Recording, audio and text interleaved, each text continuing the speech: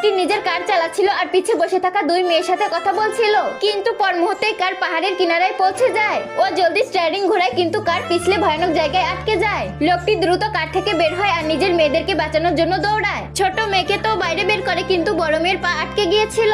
বড় বোন বাবাকে বলে প্রথমে ছোট বোনকে বের করো তারপর আমাকে বাঁচাবে। যখনই বাবা ছোট বোনকে বাইরে বের করে তখনই কার নিচে গর্তে পড়ে যায় আর বড় মেয়ে কারের সাথেই গায়েব হয়ে যায়। ওই লোকটি মেহনত করে দুনিয়ার সবচেয়ে ধনী লোক হয়ে যায়, কিন্তু ওর মনে সবসময় একটা ব্যথা ছিল নিজের বড় মেয়েকে না খুঁজে পাওয়া। ছোট মেয়েকে সামলায় হয়তো একদিন কোনো একটা ভালো খবর আসবে, এর মানে এটাও হতে পারে বোন এখনো বেঁচে আছে। কিন্তু সত্যিটা একটু অন্যরকম ছিল। ওই দিন একটা মহিলা ওকে বাঁচিয়েছিল। ওই মহিলাটির নাম ললিতা ছিল। ও নিজের জান বাঁচানোর বদলে মহিলাটির ছেলেকে বিয়ে করে নেয়। ও রাতে মেহনত করতো, তিনটা জব করতো যাতে ওর স্বামী ভালোভাবে পড়তে পারে। গ্রামের একটি মেয়ের এটা একদমই পছন্দ ছিল না, কারণ ও সবসময় আর্জুনকে বিয়ে করতে চেয়েছিল। এই জন্য ও কিছু গুন্ডা নিয়ে মেয়েটিকে পেরেশানি